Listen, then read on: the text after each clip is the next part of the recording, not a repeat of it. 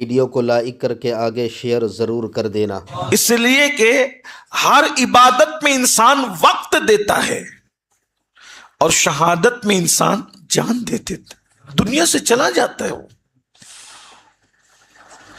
नान देने वाला और जान देने वाला बराबर तो नहीं हो सकता ना। नान मतलब रोटी, जो अल्लाह की राह में रोटी दे उसकी शान अलग है, जो अल्लाह की राह में जान दे उसकी शान अलग है। इसीलिए तो हजरत रूमी फरमाते हैं, जो अल्लाह की राह में नान देता है अल्लाह उसको 10 नाने लौटाता है। कभी नियत और अच्छी है तो 70 लौटाता है, और नियत अच्छी है तो 700 लौटाता है, और नियत अच्छी है तो बेहिसाब लौटाता है। तो जिसने जान दी, जिसने नान दी, अल्लाह उसको नान लौटाता है, और जिसने जान दी अल्लाह उसको जान लौटाता है। जान दोगे तो जान लौटाएगा। इसीलिए देखें, जब अल्लाह की राह में कोई जान देता है तो अल्लाह कहता है, वला तक़ूलू लिमन युक़तलू फी सबीलिल्लाहि अमवात बल अहयाउ वलाकिन ला तशऊरून। जो अल्लाह की राह में जान दे दे, मारे जाएं, उन्हें मुर्दा मत कहना, वो जिंदा है, तुम्हें शऊर नहीं है। अल्लाह उसको हमेशा के लिए जिंदगी अता कर देता है। लेकिन अब हज़रत अबू हुरैरा फरमाते हैं, मैंने अल्लाह के रसूल अलैहिस्सलाम से सुना कि एक बंदा शहीद हो, उसको लाया जाएगा। अल्लाह फरमाएगा, क्या लाए हो? वो कहेगा, मौला जान दे दी तेरे लिए। इरशाद होगा, तू झूठ बोलता। ये हदीस सुन लो दिल के कानों से। शहीद, अल्लाह फरमाएगा तू झूठ बोलता है, मौला जान तेरे लिए दी, नाम तूने मेरे लिए नहीं दी थी। तूने तो इसलिए जान दी थी कि लोग तुझे बहादुर कहें, तुझे शहीद कहें। जिस नियत से किया था मैंने तुझे कहलवा दिया। आज तेरे लिए मेरे पास कुछ नहीं। जाओ देख लीजिए आज हम कहां हैं। इबादत सब कर रहे हैं, लेकिन कितनी छोटी सी मिस्टेक ने किस कदर इंसान को बर्बाद किया है। इसलिए खुदा के लिए नियतें दुरुस्त कर लो। अल्लाह के लिए नियतें तो सिर्फ रजा इलाही, खुदा की रजा के सिवा कोई नियत दिल में ना हो, बस अल्लाह की रजा।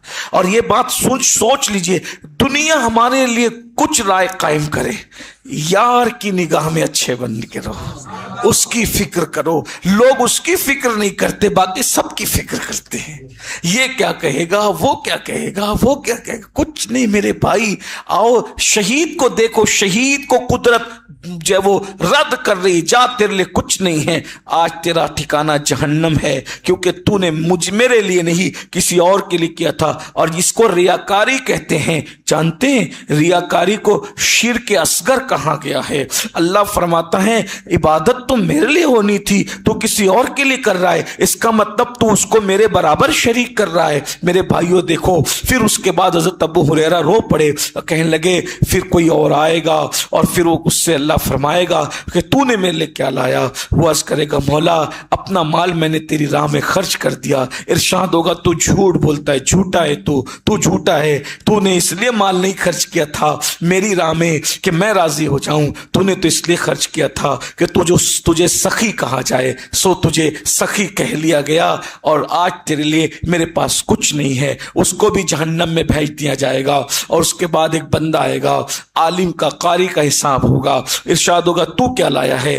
तबलीग तेरे लिए, दौड़ धूप तेरे लिए, ये तेरे लिए, वो। अल्लाह फरमाएगा, नहीं तू झूठ बोलता है, तूने इसलिए सब किया था ताकि लोग तुझे आलिम कहे, कुरान वाला कहे, इसलिए आज तेरे लिए मेरे पास कुछ नहीं है, और उसका भी ठिकाना जहन्नम होगा। हजरत अबू हुरैरा रो पड़े, इतने बड़े बड़े आमाल करने के बाद भी उनका ठिकाना जहन्नम होगा। मेरे भाइयों बताइए कि आमाल की कबूलियत पर हमारी तवज्जो नहीं है, इसलिए याद रखिए अमल थोड़ा कीजिए, अच्छे नियत से कीजिए। तो अमल की कबूलियत की 2 कुंजी है। नंबर 1, नियत अच्छी हो, नियत दुरुस्त कर लीजिए। कोई भी काम कीजिए सिर्फ अल्लाह की रजा के लिए, खुदा की रजा के लिए, दूसरी कोई नियत नहीं हो, ये खुश हो जाए, वो खुश हो जाए, ये देख ले, वो देख ले, किसी को मत दिखाओ अमल, सिर्फ अपने अल्लाह को दिखाओ। अपने मामलात अपने अल्लाह से बेहतर रखो और अल्लाह रसूल को राजी करने की कोशिश करो।